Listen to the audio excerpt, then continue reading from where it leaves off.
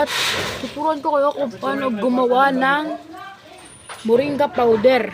Tulad ng ginawa ko dito sa isa natin. Wait lang. Nalagay ko siya sa ating. Ito yung ginawa natin. Ayan.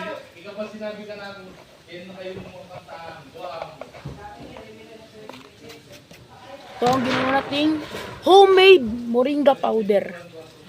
Ayan, no? Para siyang pulbos. Tuturuan ko yung paano gumawa ng ganyan ng madali lamang. Easy way. Una, humanap kayo ng mga malunggay sa inyo. Tapos ibilad nyo lang siya ng 3 araw or 4 na araw. Depende sa init. Sa akin, nabilad ko lang ng 1 araw dahil sobrang init talaga dito. Sobrang lutong agad. Ito.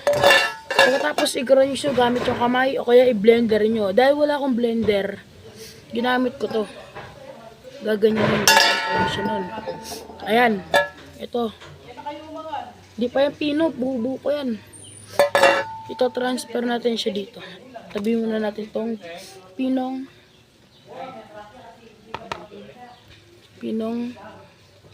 moringa powder. Lipat natin siya dito. Pag nalipat na yan, ganyan na lang siya.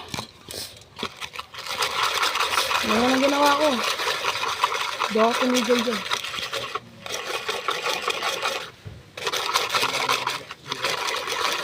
Ulit-ulit ko lang yung ginagawa. Ganyan-ganyan lang ito.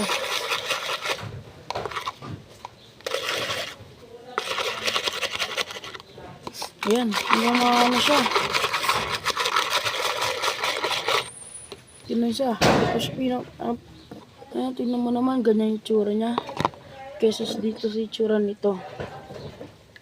Ito. Yan yung ginawa ko.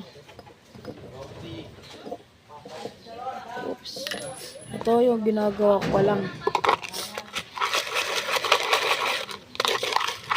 Tinuloy-tuloy ko lang siya. Ganyan-ganyan lang ako. Hanggang sobrang late siya.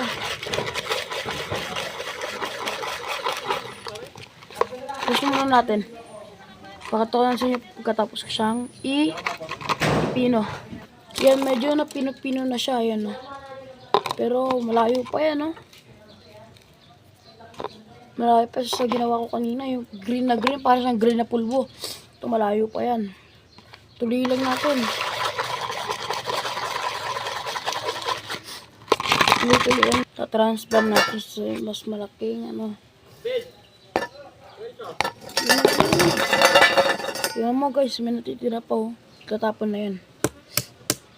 Para sa akin. Ayan.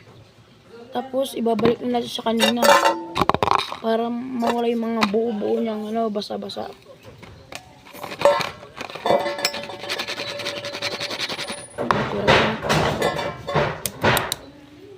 Tuloy na natin.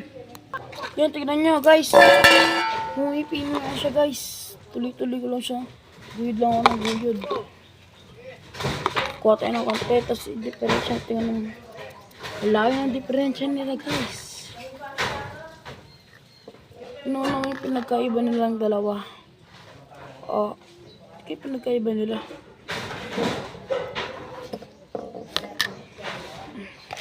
Tuloy-tuloy lang.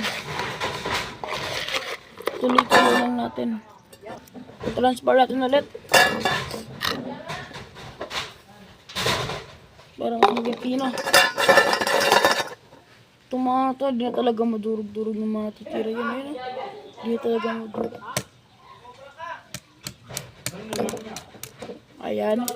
Tuloy natin yung pag ganyan na.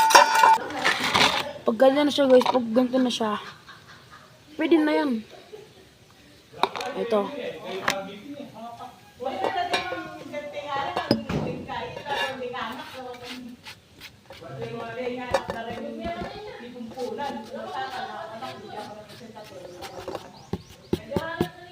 Tingnan nyo naman yung kapino nyo. Malayo po yung differential nila. Pero pagsasama ko na yan. Ayan o. Pagsasama ko na yan. Naging buo-buo siya ulit. Shake-shake na lang guys. Ang ganda na lang guys.